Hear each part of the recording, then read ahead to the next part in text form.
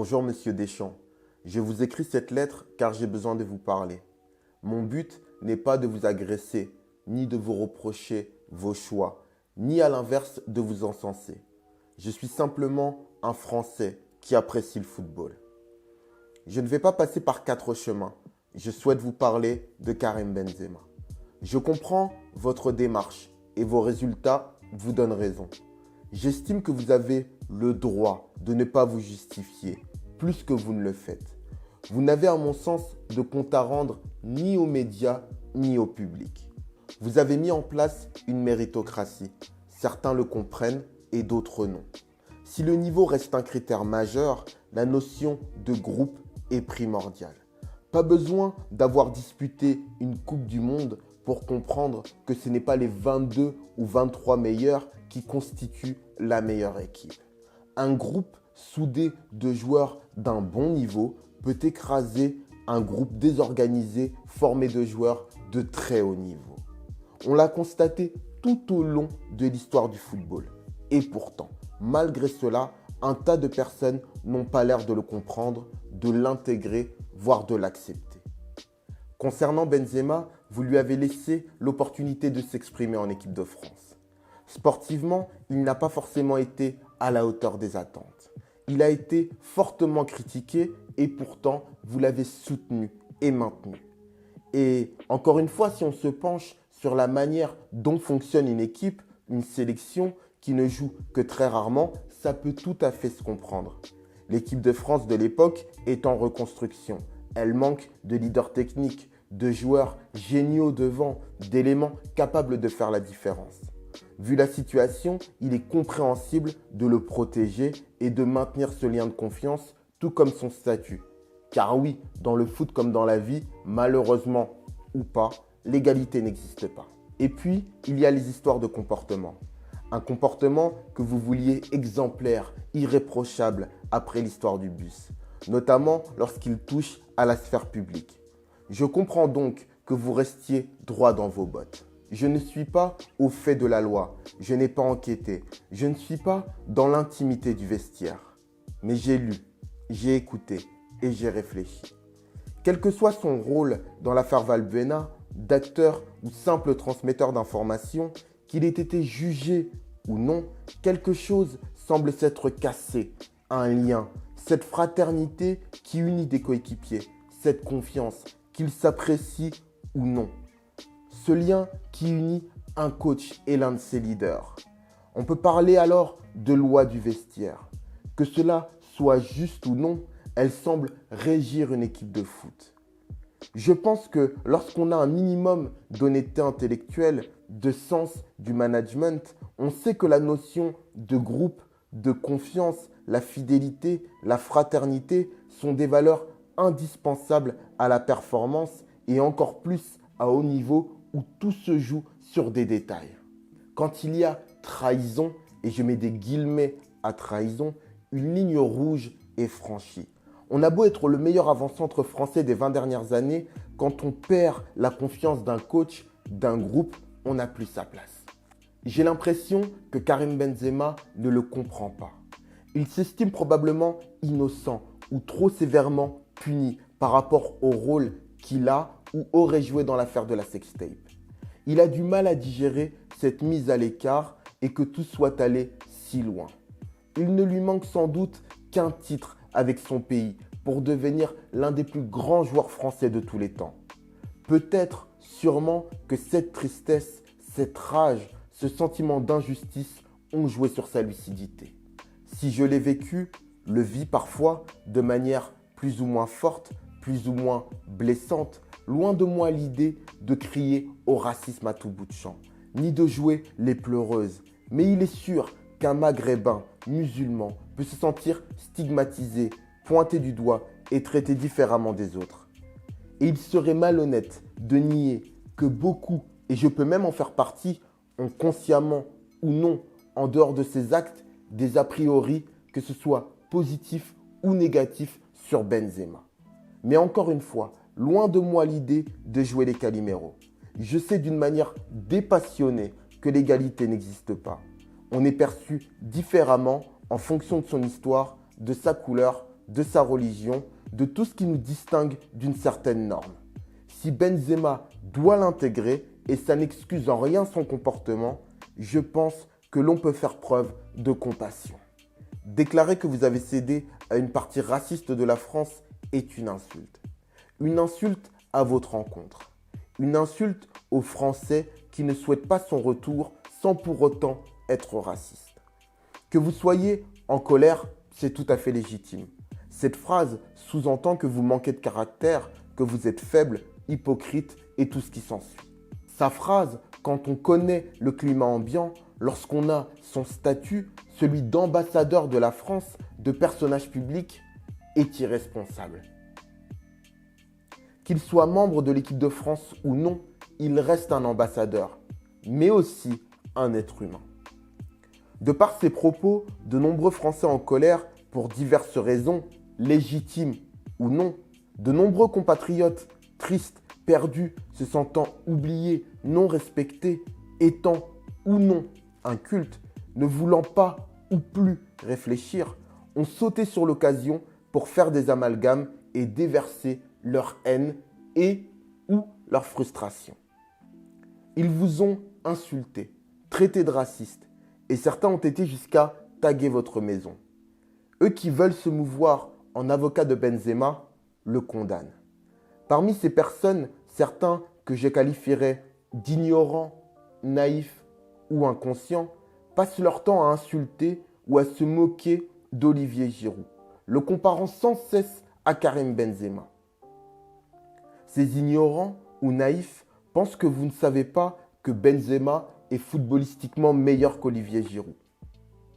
Quant aux performances et au rôle et au poste de l'un des meilleurs buteurs de l'histoire de l'équipe de France, je ne prendrai pas la peine de m'étaler là-dessus. Mais je dirais que ces personnes et moi ne connaissons pas le même football. D'ailleurs, ces mêmes naïfs et ignorants oublient également que malgré l'importance de la régularité en club, que vous avez d'ailleurs logiquement invoqué, la performance en équipe de France reste pour le sélectionneur et l'entraîneur que vous êtes l'un des facteurs les plus importants.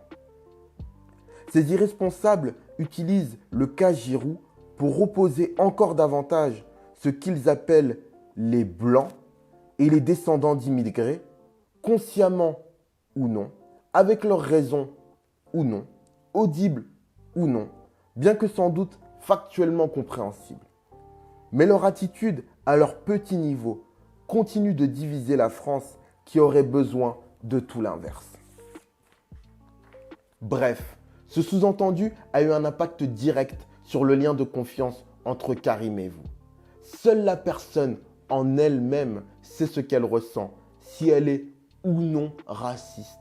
Et encore, avec une once d'honnêteté intellectuelle, on sait que les choses ne sont pas binaires, pas aussi simples, et qu'il est plus question de nuances.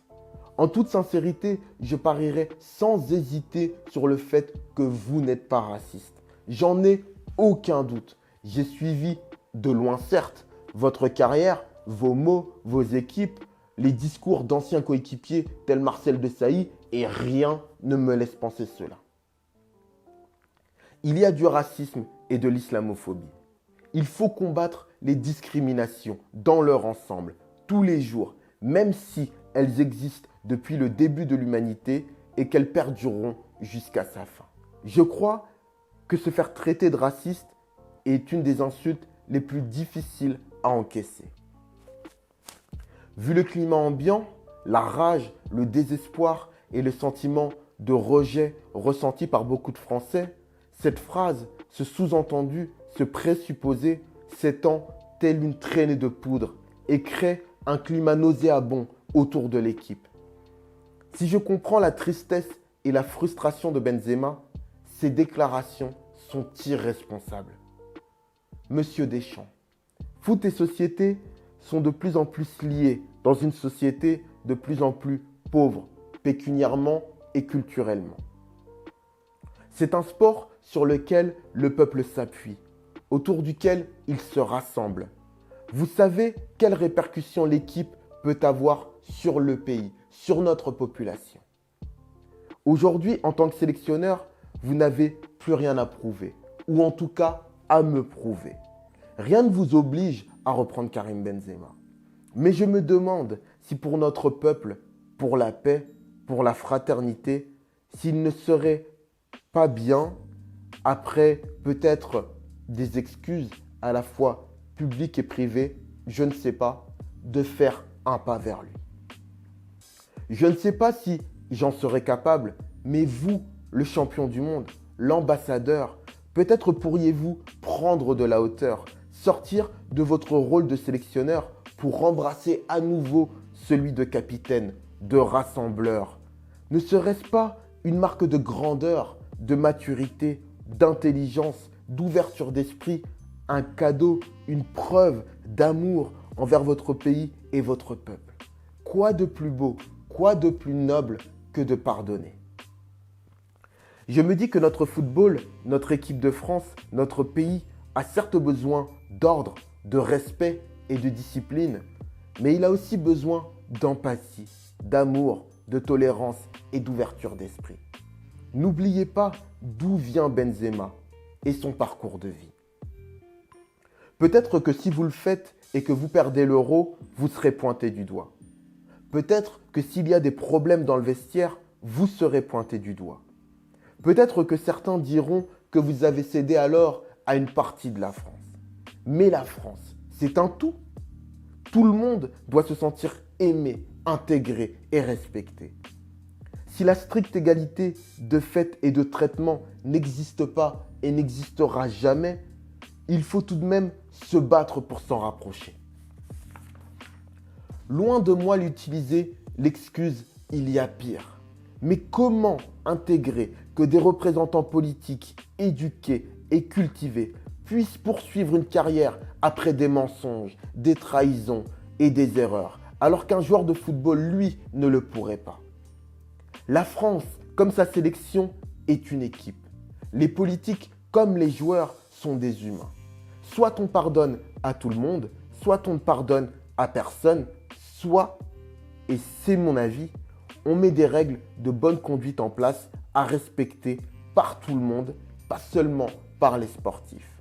En gardant en tête, je le répète, que nous sommes des êtres humains.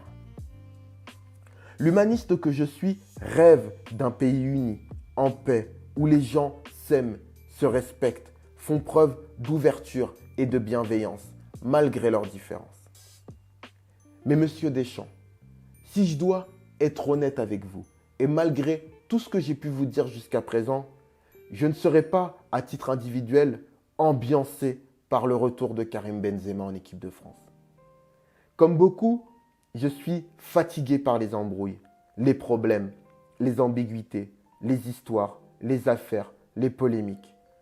C'est un sentiment réel et assumé, mais lié au présent, à mon état d'esprit, au stress, à la fatigue, à l'usure, à la résignation, à la peur, à la colère, peut-être, à mon besoin de sortir des clichés, d'être accepté davantage pour ce que je suis, dans mon entièreté, avec une chaleur et une fraternité spontanée.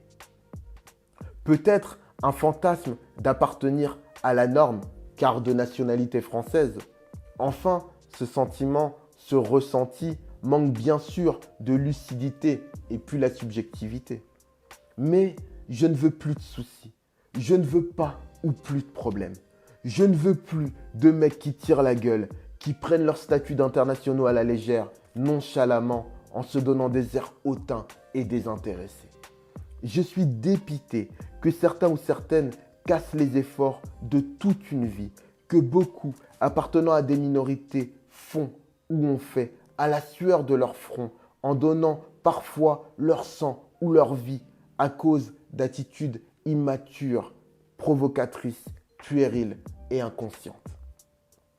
Dans le meilleur des mondes, on ne devrait en théorie pas avoir à prouver davantage, à prouver plus que d'autres. On est français, on est chez nous, mais c'est comme ça. L'égalité, comme je l'ai dit et répété, n'existe pas. Et c'est malheureusement toujours à une ou aux minorités de prouver.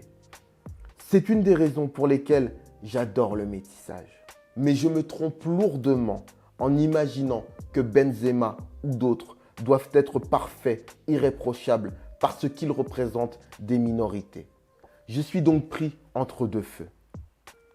Est-ce que dans le fond, je ne les, je ne nous mets pas, je ne nous conforte pas dans un statut de Français différent?